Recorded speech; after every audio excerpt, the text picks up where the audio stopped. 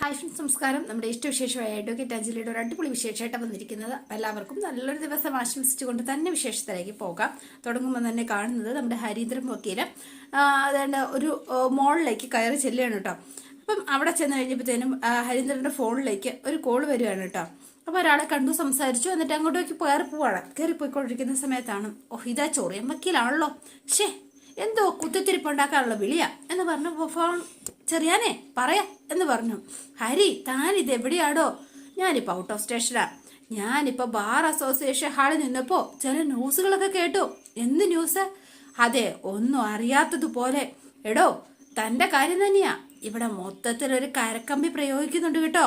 തന്നെ Raghavan sir get out അടിച്ചെന്നോ, മേലാൽ ഓഫീസിൽ കണ്ടുപോയതെന്നോ അങ്ങനെന്തോ മറ്റും. ആ ഫിലിപ്പായിരിക്കും ഇതൊക്കെ പറഞ്ഞു പെടുത്തിയത് അല്ലേ? എന്താടോ, ശരിയല്ലേ? അപ്പൊ ഈ സമയത്ത് എതിർ വിഷയത്തൂടെ ഇങ്ങനെ നടന്നു പോവാണ് പത്മ. അയാളെ എങ്ങനെയും ഉറപ്പായിട്ട് പറഞ്ഞു പരത്തും. എങ്ങനെയെങ്കിലും അവന് ശരിക്കും കയറി പറ്റണമല്ലോ. സാർ ഒരു കാര്യം ചെയ്യണം, അത് എങ്ങനെ നോക്കിയാലും ആ പൂതി നടക്കില്ലെന്ന് ചെറിയാൻ തന്നെ അവനോടൊന്ന് പറഞ്ഞേക്ക് എന്ന് ഇങ്ങനെ പറയാണ് ഹരി. അപ്പോൾ ഇങ്ങനെ നോക്കുമ്പോഴാണ് പെട്ടെന്ന് പത്മയെ കാണുന്ന അവിടെ ഡി എന്ന് അലറി വിളിക്കാണ്. ഡീന്നോ? അപ്പൊ ഈ ഫോൺ ചെവി വെച്ചിട്ടാ എടിയോ? എടോ ഹരി, തനിക്കിത് എന്ത് പറ്റി എന്ന് ചോദിച്ചോ. ചെറിയാരെ, താ ഫോൺ വെക്ക്, നമുക്ക് പിന്നെ സംസാരിക്കാം. അപ്പോഴേക്കും നോക്കുമ്പോൾ പത്മ ഹരിയെയും കണ്ടു കേട്ടോ. വേഗം തന്നെ ഹരി അവിടെ നിന്ന് പത്മയുടെ ഒരു ഫോട്ടോ എടുക്കുകയാണ്. എന്നിട്ട് പത്മ അവിടുന്ന് ഹരിയെ കണ്ട പാടെ ഇറങ്ങി അവിടുന്ന് സ്കോട്ടാകാണ് കേട്ടോ. നേരെ ഓടി ഒരു സൂപ്പർ മാർക്കറ്റിലേക്ക് കയറി ഹരിയും പുറകെ തന്നെ ചെന്ന് വന്ന് കയറുകയാണ്. ഒരു തരത്തില് ഹരിയുടെ കണ്ണിൽ പെടാതെ ഒളിച്ചൊളിച്ച് പത്മ അങ്ങനെ നിൽക്കുകയാണ്. അവസാനം ഹരി പുറത്തേക്ക് ഇറങ്ങി എന്ന് ഉറപ്പായ ശേഷം പതുക്കെ പത്മ പുറത്തേക്ക് ഇറങ്ങി നോക്കുകയാണ് കേട്ടോ. എന്നിട്ട് ഹരി ഇല്ല എന്ന് ഉറപ്പാക്കിയ ശേഷമാണ് പത്മ അവിടെ നിന്ന് വേഗം തന്നെ രക്ഷപ്പെടുന്നത്. അപ്പോൾ പിന്നെ നമ്മൾ കാണുന്നത് അനുപമേനെയാണ്. അപ്പോൾ അനുപമ അവിടെ നിൽക്കുന്ന സമയത്ത് അഭി അങ്ങോട്ടേക്ക് വീട്ടിലേക്ക് എത്തിയിരിക്കുകയാണ് കേട്ടോ. അപ്പം അഭി അങ്ങോട്ടേക്കാണ് പോയിരിക്കുക എന്ന് അനുപമ നേരത്തെ ഊഹിച്ചിരുന്നു. ആളിങ്ങ് എത്തിയല്ലോ. അപ്പോൾ അങ്ങോട്ട് പോയി ഉഷാറൊന്നും ഇപ്പം മുഖത്തത്ര കാണാറുമില്ല.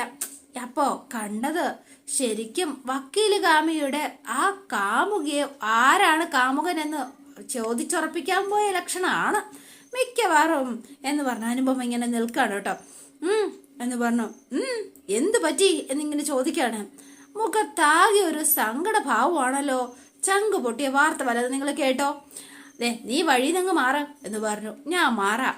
നിങ്ങളുടെ വഴിന്ന് അല്ലെങ്കിൽ സ്വന്തം അനുജൻ മാറിത്തരില്ലെന്ന് ഇപ്പൊ നിങ്ങൾക്ക് ബോധ്യമായി കാണും. എന്താ, ശരിയല്ലേ? ശരിയല്ല. നോക്ക്, അഡ്വക്കേറ്റ് രാഘവൻ ഉണ്ണി സ്വന്തം നേട്ടത്തിന് വേണ്ടി ചിലപ്പോ നിന്നെ എടുത്ത് തലയിൽ വെച്ചിട്ടൊക്കെ ഉണ്ടാവുമായിരിക്കാം. പക്ഷെ ആ സ്വാതന്ത്ര്യം വെച്ച് എന്ത് തോന്നിവാസവും ആരെ കുറിച്ച് പറയാമെന്ന് നീ വെറുതെ കരുതണ്ട. അത് ഭയങ്കര ബോറാ. എന്ത് ബോറ്? നിങ്ങൾ മനസ്സിലിട്ട് പൂജിക്കുന്ന പെണ്ണിന്റെ ഉള്ളില് നിങ്ങളുടെ അനുജനാണെന്നുള്ള സത്യം മാത്രമേ ഞാൻ പറഞ്ഞിട്ടുള്ളൂ. എന്താ, ശരിയല്ലേ? അതിനെ എന്നോട് നീരസം കാണിച്ചിട്ട് എന്താ കാര്യം എന്നിങ്ങനെ ചോദിക്കാം. അല്ല, ഞാൻ പറഞ്ഞത് നേരിട്ടൊക്കെ കണ്ട് ഉറപ്പിക്കാനാണല്ലോ അഭിലാഷ് സാറ് വാലിന് തീ കൊളുത്തു പോലെ ഇറങ്ങിപ്പോയത്. എന്നിട്ട് എന്തേ പോയതുപോലെ തിരികെ വന്നത്? എന്തു പറ്റി? അഞ്ജലി വക്കീല് അവിടെ നാട്ടി ഇറക്കി കാണും അല്ലേ? നോർത്തടി എന്ന് പറഞ്ഞു. നീയെ എല്ലാ പെണ്ണുങ്ങളും നിന്നെ പോലെയാണെന്ന് നീ വിചാരിക്കരുത്. അതുപോലെ പ്രത്യേകിച്ച് ആർക്കെതിരെയും എന്ത് അസംബന്ധവും വിളിച്ചു പറയുന്ന ഈ നിന്റെ ദുഷിച്ച നാവുണ്ടല്ലോ, അത് അടക്കി വെക്കുന്നത് തന്നെയാ നിനക്ക് നല്ലത്. അർജുനും അഞ്ജലിയും തമ്മില് നീയും പറഞ്ഞതുപോലെ ഒരു ബന്ധവുമില്ല എന്ന് പറഞ്ഞു. ഞാൻ നേരിട്ട് തന്നെ അവളോട് ചോദിച്ച് മനസ്സിലാക്കുകയും ചെയ്തതാ. അതുകൊണ്ട് സ്വന്തം കാര്യം നേടാൻ വേണ്ടിയിട്ട് തരാതരം പോലെ കഥകൾ മെനയുന്ന നിന്റെ ഏർപ്പാടുണ്ടല്ലോ, ഒരുമാതിരി ചന്ത പെണ്ണുങ്ങളുടെ തരതാന്ന പരദൂഷണ പരിപാടി, അത് വെറുതെ ഇനി എൻ്റെ അടുത്തോട്ട് ഇറക്കരുത് എന്നാ പറഞ്ഞത്. മനസ്സിലായോടി? പിന്നെ ഒരു കാര്യം കൂടി ഇതിനോട് തീർത്തു പറഞ്ഞേക്കാം. എൻ്റെ മനസ്സിൽ നിനക്ക് തരാത്തൊരു സ്ഥാനവും സ്നേഹവും ബഹുമാനവും അത് ഞാൻ അഞ്ജലിക്ക് നൽകുന്നുണ്ട്. അതിനി ഇനി അങ്ങോട്ടും അങ്ങനെ തന്നെയായിരിക്കും, ഒരു സംശയവും വേണ്ട എന്ന് പറഞ്ഞു. അതിനി അഞ്ജലിക്ക് മറ്റൊരാളെ ഇഷ്ടമാണെങ്കിലും അല്ലെങ്കിലും അത് അങ്ങനെ തന്നെ നിലനിൽക്കൂ. കാരണം അഞ്ജലി അല്ല അനുപമ. മനസ്സിലായോ നിനക്ക്? 100 ജന്മം തപസ് ചെയ്താൽ പോലും നിനക്കൊരിക്കലും അഞ്ജലി ആവാൻ സാധിക്കില്ല. എന്റെ സ്നേഹം പിടിച്ചു വിറ്റാനും പറ്റില്ല. നീ ഇനിയെങ്കിലും അതൊന്ന് മനസ്സിലാക്ക്. വഴി മാറി നിൽക്കടി എന്നൊക്കെ പറഞ്ഞുകൊണ്ട് നേരെ അകത്തേക്ക് അഭിലാഷ് കയറി പോവാണ്. അനുപമയ്ക്ക് ആകെ നാണക്കേടുമായി. അനുപമ ഇങ്ങനെ നിൽക്കാണ് കേട്ടോ. ഇനി എന്ത് ചെയ്യുമെന്ന? ഇല്ല, ഇതിൽ എന്തോ കളി നടന്നിട്ടുണ്ട്, അത് കണ്ടെത്തിയേ പറ്റൂ, ഉറപ്പായിട്ടും കണ്ടെത്തണം എന്ന് അനുപമ ഇങ്ങനെ തീരുമാനിക്കുകയാണ്. വേഗം ഫോൺ എടുത്ത് നമ്മുടെ അമ്പാടിയുടെ ഫോണിലേക്ക് വിളിക്കുകയാണ് കേട്ടോ. അമ്പാടി വേഗം ഇതാരാ ഓർത്തിട്ട് മനസ്സിലായൊന്നുമില്ല. ഹലോ, ഞാൻ അനുപമയാ, താനിതെവിടെയാ? അനുപമയോ? ഏതനുപമ? മനസ്സിലായില്ലല്ലോ, സിനിമാ നടിയാണല്ലോ. മനസ്സിലായില്ല? തനിക്ക് ഏതൊക്കെ അനുപമേനെ അറിയാം? സിനിമാ നടിയാ മാത്രമേ തനിക്ക് അറിയുള്ളൂ അതോ? ഓ, മനസ്സിലായി. പാൽ സൊസൈറ്റിയിലെ കക്ക രവീണന്റെ മകള് അനുപമ. സത്യം പറഞ്ഞാലേ ശബ്ദം കേട്ടപ്പോ എനിക്ക് മനസ്സിലായില്ല കേട്ടോ. പറ അനുമോളെ, മോൾ എന്തിനാ വിളിച്ചത് എന്ന് ചോദിക്കുകയാണ്. ഡോ എന്ന് വിളിച്ചു. ഞാൻ ശംഖുചക്രത്തിൽ നിന്ന് അനുപമയാ വിളിക്കുന്നത്. ഓ, തേഞ്ഞു. My God. അഡ്വക്കേറ്റ് രാഘവനുണ്ണിയുടെ മൂത്ത മരുമകൾ അർജുന്റെ ചേട്ടത്തിയമ്മ, നമ്മുടെ അനുപമ അഭിലാഷ്. മനസ്സിലായോ? അയ്യോ ചേച്ചി സോറി കേട്ടോ, ഞാനേ ആള് മാറിപ്പോയി. എനിക്ക് ശബ്ദം കേട്ടപ്പോ ആളെ മനസ്സിലായതേയില്ല. ഐ എം സോറി കേട്ടോ. ശരി, എനിക്ക് തന്നെ ഒന്ന് കാണണമല്ലോ. ഇവിടെ വരെ ഒന്ന് വരാൻ പറ്റുമോ? പിന്നെന്താ, വരാലോ. അതിനെന്താ എന്നിങ്ങനെ ചോദിക്കാണ്. അല്ല ചേച്ചി, എന്താ കാര്യമൊന്നും മനസ്സിലായില്ല? കാര്യം മനസ്സിലായില്ലെങ്കിൽ മാത്രമേ താൻ വരുള്ളൂ. അറിയണമെന്ന് നിർബന്ധമൊന്നുമില്ല. അല്ലെങ്കിൽ തന്നെ അവിടെ വരുമ്പോ കാര്യങ്ങളൊക്കെ അറിയാൻ പറ്റുമല്ലോ. സാരമില്ല. അപ്പൊ ശരി, ഞാൻ അങ്ങോട്ടേക്ക് എത്തിക്കോളാം. ഒന്ന് ഫ്രീ ആയിക്കോട്ടെ. ഫ്രീ ഒരുപാടങ്ങ് നീട്ടണ്ട. ഇന്നല്ലെങ്കിൽ നാളെ രാവിലെ എന്താണെങ്കിലും ഈ ഓക്കെ അല്ലേ? ഓക്കെ ചേച്ചി, ഓക്കെ എന്ന് പറഞ്ഞു. Thank you. അപ്പൊ ഭയങ്കര ഇതില് എന്താണെങ്കിലും എനിക്കെതിരെ എല്ലാവരും ഒറ്റക്കെട്ടാ. മറുഭാഗത്ത് അനുപമ ഒറ്റയ്ക്കും. എല്ലാത്തിനെയും ഞാൻ പൊളിച്ചടുക്കുന്നുണ്ട്. അമ്പാടി ഒന്ന് വന്നോട്ടെ, കാണിച്ചു കൊടുക്കാം ഞാൻ എന്നൊക്കെ പറഞ്ഞാണ് അനുപമയുടെ നിൽപ്പ്. അപ്പൊ എന്നാലും അനുപമ എന്തിനായിരിക്കും ആ പെണ്ണുമ്പോളെ വിളിച്ചത്? ആർക്കറിയാം എന്ന് പറഞ്ഞ അമ്പാടി. എന്താണെങ്കിലും അമ്പാടി അങ്ങോട്ടേക്ക് പോവാണ് കേട്ടോ.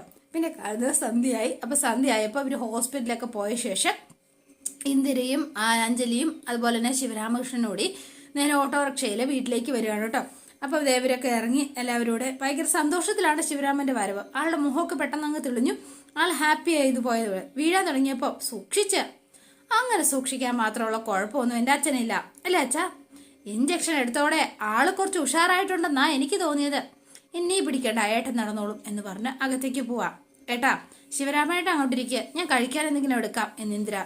വേണ്ട, വിശപ്പില്ല, എനിക്കൊന്ന് കിടന്നാ മതി എന്ന് പറഞ്ഞ് ശിവരാമൻ നേരെ അകത്തേക്ക് പോവാണ്. അല്ലേ, അങ്ങനെ പറഞ്ഞാൽ എങ്ങനെയാ, കഴിക്കാതെ എങ്ങനെയാ എന്ന് ചോദിച്ച് ഇന്ദിരയും പുറകെ ചെല്ലുകയാണ് കേട്ടോ. അപ്പൊ ശ്യാമള പുറത്തേക്ക് നിൽപ്പുണ്ട്, അല്ല പുറത്തിങ്ങനെ നിൽക്കുകയാണ്. പക്ഷെ ശ്യാമളയുടെ മുഖം തെളിഞ്ഞിട്ടില്ല. അമ്മേ, ഇത് അച്ഛന് കൊടുക്കേണ്ട ആ മരുന്നുകള്, ഇതിൽ ഏതൊക്കെ എത്ര സമയം കൊടുക്കണമെന്ന് ഇതിൽ കൃത്യമായി എഴുതിയിട്ടുണ്ട്, മാറിപ്പോകല്ലേ എന്ന് പറഞ്ഞാണ് കൊടുക്കുന്നത്. പിന്നെ ഈ പറയുന്ന മെഡിസിൻസ് ഒക്കെ ഉണ്ടല്ലോ, ഈ പേപ്പറുകള് പഴയ മെഡിക്കൽ റെക്കോർഡ്സിനൊപ്പം തന്നെ വെക്കണം. മനസ്സിലാവുന്നുണ്ടോ? അല്ല, അടുത്ത റിവ്യൂവിന് പോകുമ്പോൾ അവർ ചോദിക്കും, പറയും പോലെ മെഡിക്കൽ റെക്കോർഡ്സ് ഒക്കെ അമ്മ എവിടെയാ വെച്ചിരിക്കുന്നത് എന്ന് ചോദിച്ചു. അതൊക്കെ സേഫായിട്ട് തന്നെ ഉണ്ടല്ലോ അല്ലേ? അപ്പം ഒന്നും മിണ്ടിയില്ല. ശ്യാമള ഇങ്ങനെ മിണ്ടാതെ നിൽക്കുകയാണ്. അമ്മേ, എന്ത് പറ്റി അമ്മയ്ക്ക്? അമ്മ ഞാൻ പറയുന്നത് വല്ലതും കേൾക്കുന്നുണ്ടോ? എന്താ ഒരു ദേഷ്യം പിടിച്ചതുപോലെ? എനിക്കിതൊന്നും കേൾക്കണ്ട. ഞാനൊരു കാര്യം ചോദിക്കട്ടെ, നിന്റെ സ്കൂട്ടർ എവിടെ എന്നിങ്ങനെ ചോദിക്കാം. അതിനുള്ള മറുപടിയാ എനിക്ക് ആദ്യം കേൾക്കേണ്ടത്. അപ്പൊ അത് സർവീസിന് കൊടുത്തിരിക്കാന്ന് ഞാൻ പറഞ്ഞായിരുന്നല്ലോ. പിന്നെന്താ എന്നിങ്ങനെ ചോദിക്കാണ്.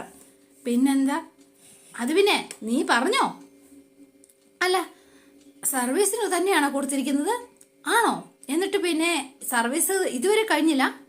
ഇത് ബസ്സോ മുന്തിയ കാറോ ലോറിയോ അങ്ങനെ എന്തെങ്കിലും ആണോ? വെറും ഒരു സ്കൂട്ടർ മാത്രമല്ലേ? അത് പിന്നെ എടി, കേടന്ന് നീ ഉരുളണ്ട, എല്ലാം ഞാൻ അറിഞ്ഞിട്ട് തന്നെയാണ് ഞാനിവിടെ നിൽക്കുന്നത് എന്ന് ശ്യാമള പറഞ്ഞു. നീ സർവീസിന് നടത്തിയ സ്കൂട്ടർ വേറെ ആണുങ്ങളെ പൈസ കൊടുത്ത് വാങ്ങിച്ച് കൊണ്ട് നടക്കുന്നത് ഞാൻ ഇന്നെന്റെ കണ്ണുകൊണ്ട് നേരിട്ട് കണ്ടു.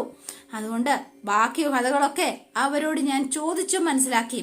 അമ്മേ, അത് പിന്നെ അച്ഛന് ഇഞ്ചക്ഷനുള്ള കാശ് അത്യാവശ്യമായതുകൊണ്ടാ, വേറെ വഴിയൊന്നും ഇല്ലാത്തതുകൊണ്ട്. വേണ്ട, നീ ഒന്നും പറയണ്ട. നിനക്ക് ഓർമ്മയുണ്ടോ സത്യത്തില്? എന്നാലും നിനക്ക് എങ്ങനെ തോന്നിയടി അതൊന്ന് വിറ്റ് കളയാനായിട്ട്? നിന്റെ അച്ഛൻ അറിഞ്ഞ ആ മനുഷ്യന് എന്തുമാത്രം വിഷമാകുന്നത് നീ എപ്പോഴെങ്കിലും ചിന്തിച്ചു നോക്കിയോ എന്ന് ചോദിക്കുക. നീ ഒന്ന് ഓർത്ത് നോക്ക്. നീ വക്കീൽ പരീക്ഷ ജയിച്ച് നമ്മുടെ ഈ വീടും രാജാജി നഗറും സന്തോഷം കൊണ്ട് തുള്ളിച്ചാടിയ ദിവസമായിരുന്നോ അച്ഛൻ നിനക്കത് സമ്മാനമായി വാങ്ങിക്കൊണ്ട് വന്നത്. നിന്നെ ഞാൻ മറന്നുപോയി അല്ലേ? ഇതാ ഈ നടപ്പടിയിൽ വെച്ച് നിന്റെ കൂട്ടുകാർ നിനക്ക് വേണ്ടിയിട്ട് മുദ്രാവാക്യം വിളിച്ച ദിവസമായിരുന്നു അന്ന്. എന്താ നീ മറന്നുപോയോ അല്ലേ എന്ന് ചോദിച്ചു. അപ്പോൾ അഞ്ജലി വേഗം തന്നെ ആ സ്കൂട്ടറിന്റെ കഥ ഇങ്ങനെ ഓർക്കാണ് കേട്ടോ. അപ്പോൾ ഒരു ദിവസം ഇങ്ങനെ തുണിയൊക്കെ അയൺ ചെയ്തുകൊണ്ടിരുന്ന സമയത്ത് ശ്യാമളത്തേക്ക് വരുവാ. ആഹാ, നിനക്ക് ഇതുവരെ തീരാറായില്ലേ? അതെ, ഞാൻ പഠിച്ചതും ജയിച്ചതും സന്നദ്ധെടുത്തതും വക്കീലാവാനാ, അല്ലാതെ ഒരു തേപ്പ് തൊഴിലാളി ആവാൻ വേണ്ടിയിട്ടൊന്നും അല്ല. എന്നെ കൊണ്ട് ഇതൊക്കെ പറ്റുള്ളൂ. ഓഹോ, അവളുടെ ഒരു വക്കീൽ പണി. എന്താ ദേ നിന്റെ പറച്ചിൽ കേട്ട റിസൾട്ട് വന്നിട്ട് അച്ഛന്റെ മുന്നിൽ എന്താ ഒരു പ്രകടനം. ശരിക്കും പറഞ്ഞ ഒരു IAS കിട്ടി കളക്ടർ ആയെന്ന് പോലും ഇത്രയും കിടന്ന് ചാടാറില്ല. അതെ, എനിക്ക് എന്റെ LLB IASനേക്കാൾ വലുത് തന്നെയാ എന്ന് പറഞ്ഞു. നിങ്ങൾക്ക് മാത്രമേ ഉള്ളൂ അതിന് ഒരു വിലയും ഇല്ലാത്തത്. അതല്ലേ ഞാൻ ജയിച്ചു വന്നു പറഞ്ഞിട്ടും അച്ഛനൊരു മുട്ടായി പോലും എനിക്ക് വാങ്ങിത്തരാത്തത്. ആ ചേച്ചി കണ്ടില്ല ഒരു സന്തോഷവും. എന്തിനാ ഫ്രണ്ട്സ് പറഞ്ഞപ്പോ അവരും എന്തിന്, എല്ലാവർക്കും ഒരു തണുത്ത മറ്റാ. പക്ഷെ ഞാൻ മാത്രം ഒറ്റയ്ക്ക് ഒരേ സന്തോഷം. ഭയങ്കര ബോറായിപ്പോയി. അത് കറക്റ്റാ നീ പറഞ്ഞത്. പക്ഷേ നിന്റെ ആ ബോറത്തരം മാറ്റാനാ ആരെ പിള്ളേരും അവിടെ എന്തൊക്കെയോ ചെയ്തോണ്ടിരിക്കുന്നത്. എവിടെ എന്തു ചെയ്യുന്നു പറഞ്ഞത് മനസ്സിലായില്ല? അതെ, ആ ചേച്ചി എവിടെ? അവളും പിള്ളേരുടെ പുറത്തത് നിന്നെ വെയിറ്റ് ചെയ്ത് നിൽക്കുക. അച്ഛനും ഇപ്പൊ തന്നെ എത്തും. നിനക്കൊരു സർപ്രൈസുമായിട്ടാ വരവ്. സർപ്രൈസോ എന്ന് ചോദിച്ചു. എന്ത്? അതൊന്നും എനിക്കറിയില്ല. അതൊക്കെ നീ നേരിട്ട് പോയി കണ്ട് മനസ്സിലാക്കിയാൽ മതി. എന്താണെങ്കിലും ചെല്ലങ്ങോട്ട്. അവരാ എന്നെ നിന്നെ വിളിച്ചുകൊണ്ട് വരാനായിട്ട് പറഞ്ഞു വിട്ടത്. എന്നാ പിന്നെ അങ്ങോട്ട് വാ എന്ന് പറഞ്ഞു. ചെല്ലടി. അങ്ങോട്ടേക്ക് ചെല്ലുമ്പോൾ കൊട്ടും ഘോഷവും പടക്കമുട്ടീരും ഒക്കെയായിട്ട് മുട്ടായി വിതരണം ഒക്കെ ആയിട്ട് അടിപൊളിയായിട്ടായിരുന്നു അഞ്ജലിയുടെ ആ വക്കീൽ പരീക്ഷ കിട്ടിച്ചത്. അപ്പൊ അഡ്വക്കേറ്റ് അഞ്ജലി കീ ജെ എന്നൊക്കെ വിളിച്ചോണ്ടായിരുന്നു കേട്ടോ. അപ്പൊ ഭയങ്കരമായിട്ട് എല്ലാവരും ആഘോഷിച്ചിങ്ങനെ അർമാദിച്ച് നിൽക്കായിരുന്നു കേട്ടോ. അപ്പൊ ഭയങ്കര സന്തോഷത്തിലായിരുന്നു എല്ലാവരുടെ ആ നിപ്പ്. അപ്പൊ ഇങ്ങനെ നിൽക്കുമ്പോ താങ്ക് യു. അതെ, ഇപ്പൊ കണ്ടത് വെറും സാമ്പിൾ പഠിക്കട്ടെ. അതെ, ഒറിജിനൽ ഐറ്റം ദേ വരുന്നുണ്ട്. എവിടെ എന്ന് ചോദിച്ചു. ദാവാ ദേ നോക്കുമ്പോ ശിവരാമകൃഷ്ണൻ ഈ സ്കൂട്ടി മേടിച്ചോണ്ട് ദേണ്ട അങ്ങോട്ടേക്ക് വരികയാണ് കേട്ടോ. അപ്പൊ ഓടി വന്നിട്ട് ആൾക്ക് ഭയങ്കര സന്തോഷമായി. യെസ്, ഇത് ഞങ്ങളുടെ എല്ലാവരുടെയും കൂടിയുള്ള നിനക്കുള്ള സർപ്രൈസ് ഗിഫ്റ്റ് എന്നിങ്ങനെ ശിവരാമൻ ഇങ്ങനെ വന്നിട്ട് പറയാണ് കേട്ടോ. അപ്പൊ അത് അഞ്ജലിക്ക് എന്നാലേ എന്റെ മോള് എങ്ങനെയുണ്ട് എന്ന് ചോദിച്ചു. താങ്ക് യു അച്ഛാ, thank you very much, you are always welcome. ഒരു കാര്യം ചെയ്യാം, എന്നാ പിന്നെ ഐശ്വര്യമായിട്ട് കീ വാങ്ങിയിട്ട് ഇതൊന്ന് ഓടിച്ച് കാണിച്ചേ എന്ന് പറഞ്ഞു. അപ്പൊ അപ്പോഴും എന്നാ പിന്നെ തുടങ്ങാമെന്ന് പറഞ്ഞ് ഇവര് ചെണ്ട കൊട്ടും ആരവും ഒക്കെ ആയിട്ട് അഞ്ജലിയുടെ ആഘോഷിച്ച് അഞ്ജലി ആ ബൈക്കൊക്കെ ഓടിച്ചിങ്ങനെ അർമാദിച്ചിങ്ങനെ വരുമായിരുന്നു കേട്ടോ. അപ്പൊ അതൊക്കെ ഓർത്ത് അഞ്ജലി ഇങ്ങനെ വിഷമിച്ച് നിൽക്കുകയാണ്. ആ ഒരു വണ്ടിയാണല്ലോ താൻ വിൽക്കേണ്ടി വന്നത് എന്ന് ഓർക്കുമ്പോൾ അച്ഛൻ്റെ ആദ്യത്തെ സമ്മാനമായിരുന്നു അത്. അപ്പൊ അത് അഞ്ജലിനെ വല്ലാതെ ഹേർട്ട് ചെയ്യുന്നുണ്ട്. പക്ഷെ അച്ഛൻ്റെ ആ അവസ്ഥ അതും അഞ്ജലിനെ വല്ലാതെ ഹേർട്ട് ചെയ്യുന്നുണ്ട് കേട്ടോ. അപ്പൊ അതുകൊണ്ടാണ് ആള് ആ ബൈക്ക് വിൽക്കാൻ പോലും തയ്യാറായത്. അതോടെയാണ് ഇന്നത്തെ വിശേഷം അവസാനിക്കുന്നത്. നാളത്തെ വിശേഷം ഇതിലും ഗംഭീരമാണ്. അപ്പോൾ എല്ലാവരും വെയിറ്റ് ചെയ്യുക. ഇഷ്ടപ്പെട്ടുവെങ്കിൽ ലൈക്ക് ചെയ്യാനും ഷെയർ ചെയ്യാനും സബ്സ്ക്രൈബ് ചെയ്യാനും മറക്കല്ലേ. പുതുപുത്തൻ വിശേഷമായിട്ട് എത്താം. Bye and see you again.